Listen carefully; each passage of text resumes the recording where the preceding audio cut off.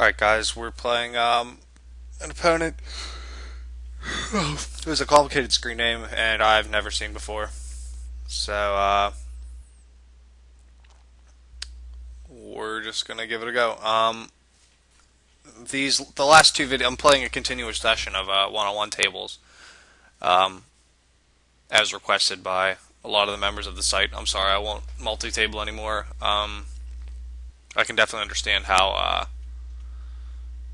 how you could take less out of those videos. So now I'm just going to play one-on-one and explain my thought processes on hands. I'm going to start off aggressive, as I almost always do. Flopped a gut shot, bet 2/3 pot, and I'll adjust accordingly in these matches. But I always love to be the aggressor in hands and take the initiative.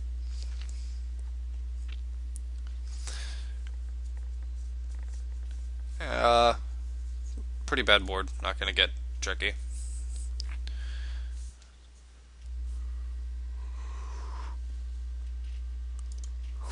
I'll call min raise with pretty much any hands. Just trying to drill a flop. And now we have bottom pair. And now we'll just fold to a river bet.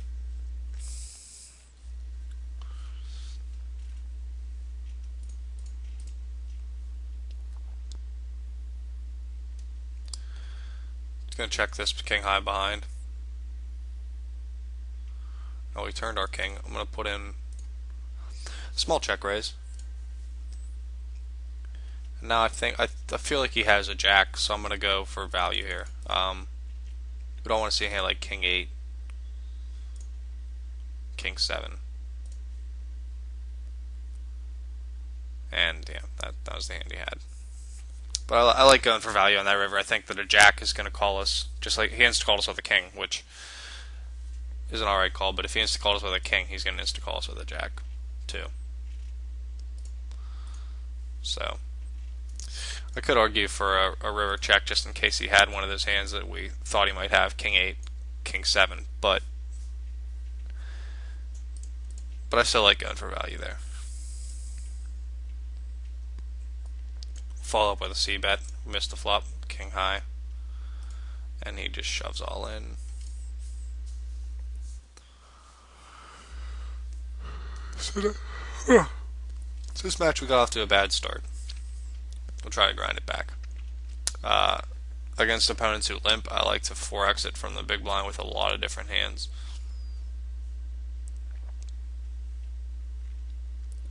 Check behind our 7s here. Now we'll bet out for a little bit of value. I expect him to call us with a 9 and a 6 and fold, so we don't want one more card to come out. So we're fine doing that, making those little value bets.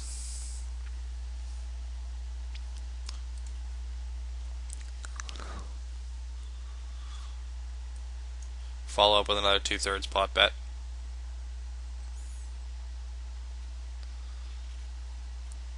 He's been playing pretty aggressive against us.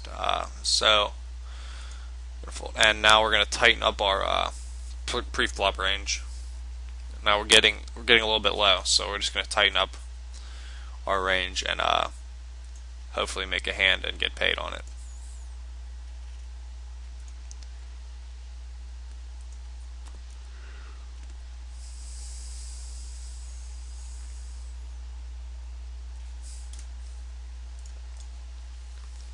Still will raise above average hands, but I won't c-bet as lightly now that we flopped a hand.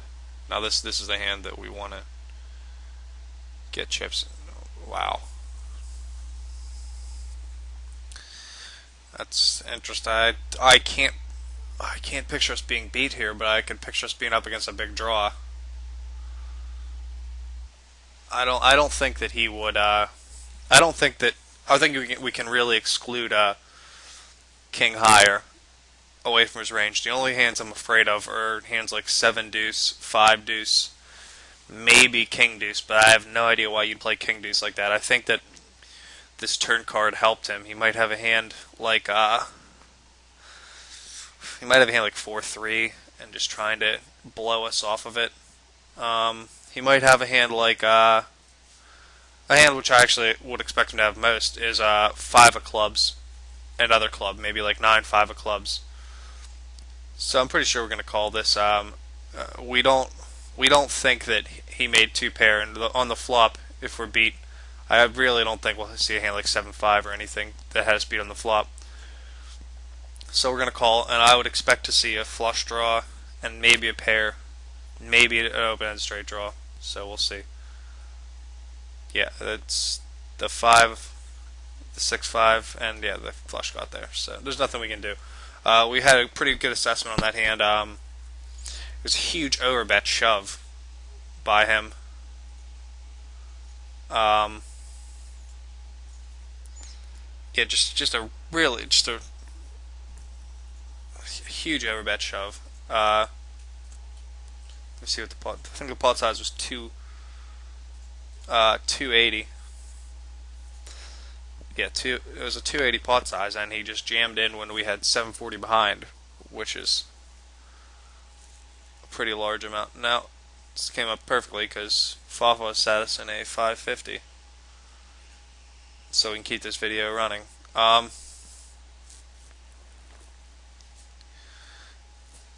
Yeah, so he just shoves there. We're never beat really, except for I don't know why you'd play a hand like 2 pair like that.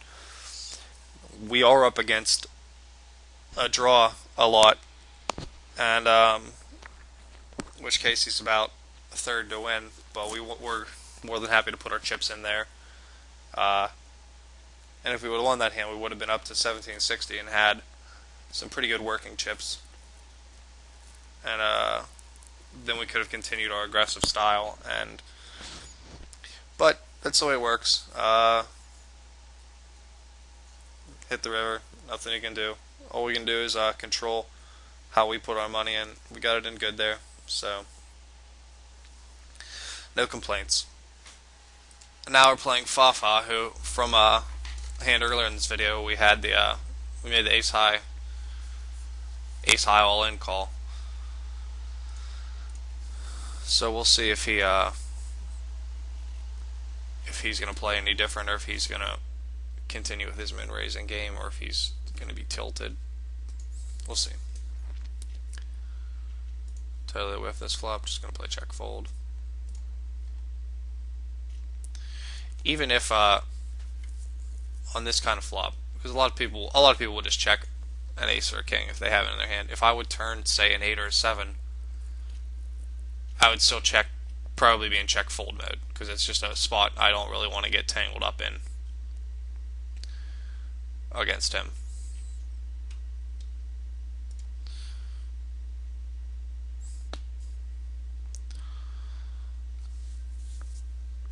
Came out betting pretty strong, bet it insta. I think we're beat a lot here. I think he has a jack, maybe a 9 a lot, so I'm just going to fold this. It's a pretty tight fold, but based on the timing tell, I don't think that he's doing that with just air or a big heart. I like defending with these kind of hands. I've seen from other videos, some of the instructors don't like playing ace-x, but I like playing it if you feel comfortable with it and don't fall in love with it if you flop an ace. But I think whenever you do flop an ace, it's very well disguised, and a lot of people will go crazy because that ace on the board, and that's what they're trying to represent. But they don't know that you have one in your hand. So I like calling with those hands a lot. Just going to check behind this flop again. And he's been the aggressor. We've missed our hands so far. So we'll just fold.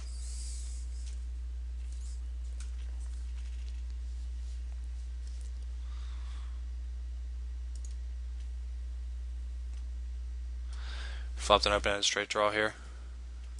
And now it's going to be our turn to bet out the turn. And I think that we're going to be good here a lot. I think he called us with ace high, which I'm sure he did. Maybe a hand like king jack, king 10. But there's no value in betting there.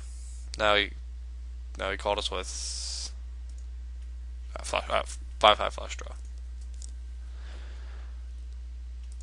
Just gonna fold ace deuce suited, even though it's against fa and he has a tendency to do some pretty spazzy things. We'll just fold it to him.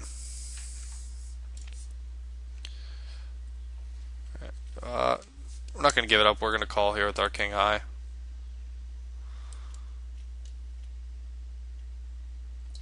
Let's see if he was. Still don't really believe him here, but there's probably a decent sized river bet coming if he doesn't have speed anyways, so we'll just let him have it.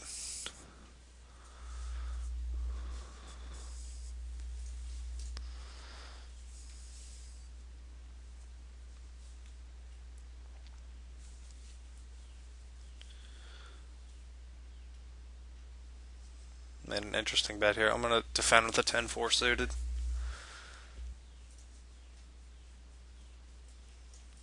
Oh, he flopped a big draw. I'm going to make a pot size bet. Flopped an open ender, and he folds.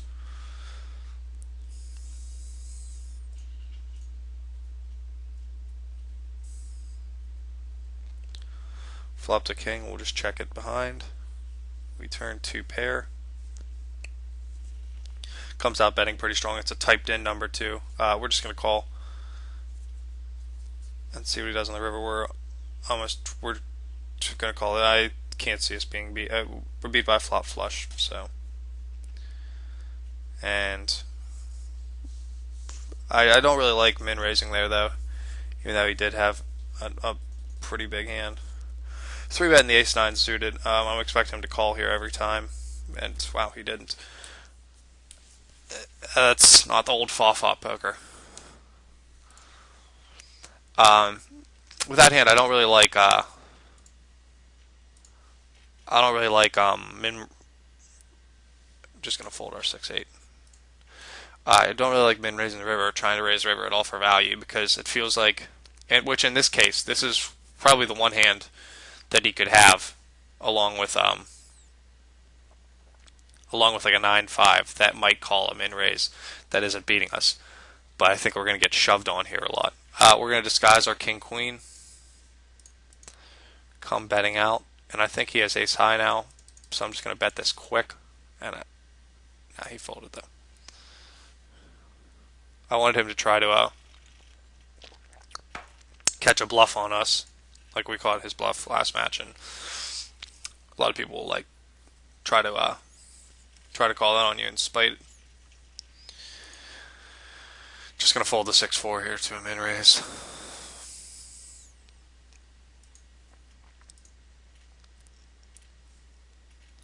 But yeah, back to this hand. I think this is really, if we would have min raised that river, he probably would have called us. Or I'm sure he would have called us. But we don't want to get shoved on, and then our hand just totally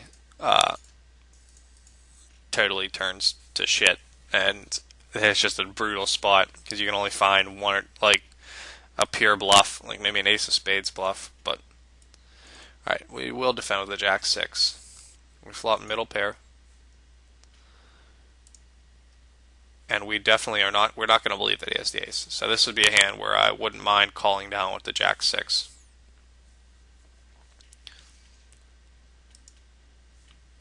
Even though it looks like he's making milk bets, we're still not going to give it up easily. And we'll see what his river bet is.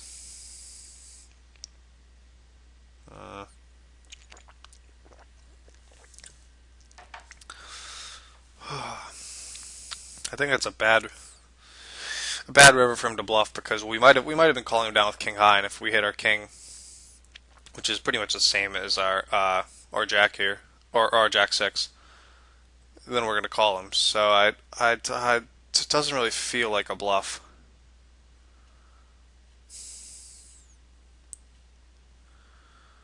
I don't really know. Just the way he's deliberately making those milk bets, I would expect to see a hand like ace-3 or ace-4 now. Maybe an ace-10. We still do have the chip lead. Alright, we're gonna fold.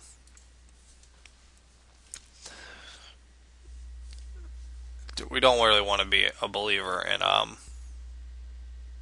and just think he can push us off hands that easily. We're just gonna fire out a C bet. I think he would call us with a club here, and after the last hand, I'm just gonna give it up pretty much. I will make a small bet on the river and see if he will fold a queen or a mid-range like club, and he did. So he might have had like a pair and a flush draw, and we're just getting those hands. If he will call us with a queen, then we're gonna make him put him in a weird spot with it. All right, we flopped our ace.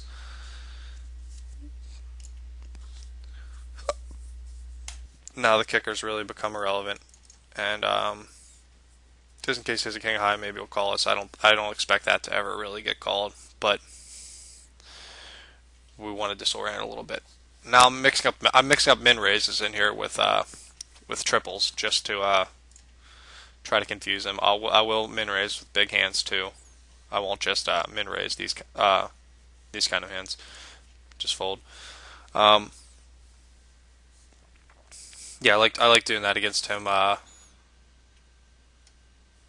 Mixing it up. I think that this was a good spot to 3-bet. I'm just gonna call with the king 8, but I think that that's a good spot to put in a 3-bet, especially since he's played pretty tight on a 3-bet so far. I think he's folded to maybe 2 or 3 or 3 or 4 of them, or 2 out of 3 or 3 out of 4 in the total 2 matches we played.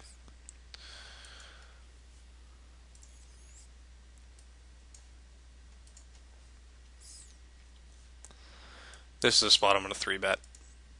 I'm going to 3-bet to 190. And yeah, he just insta-folded. So I think we can be patient with our spots at 3-betting him, as long as we don't do it every single time. If we do it or pretty often, like every few hands, then he's gonna not want to deal with it. And I'm hoping he jams on us here, but he folds.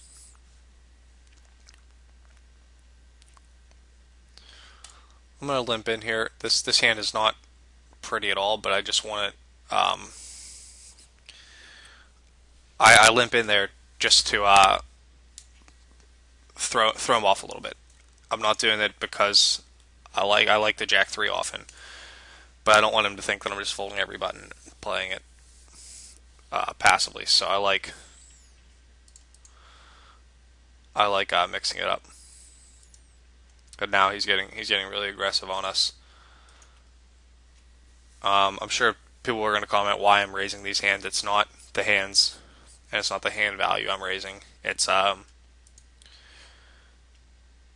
just the setup of the match. I'm going to defend here with the 5 deuce. Flop middle pair.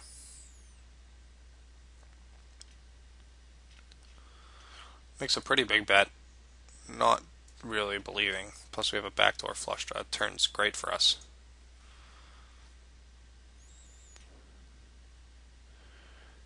And now he bets out pretty hard. I'm going to make a baby raise, and I don't mind getting it in here against a king. I don't really want to just call, and so we're gonna have a lot of outs against him, and we missed.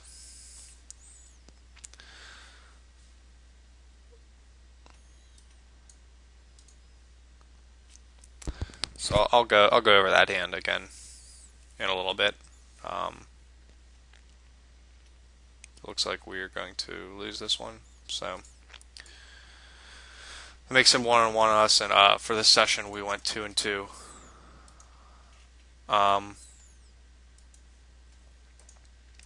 With this hand, I think we do have some fold equity. I don't think that he will.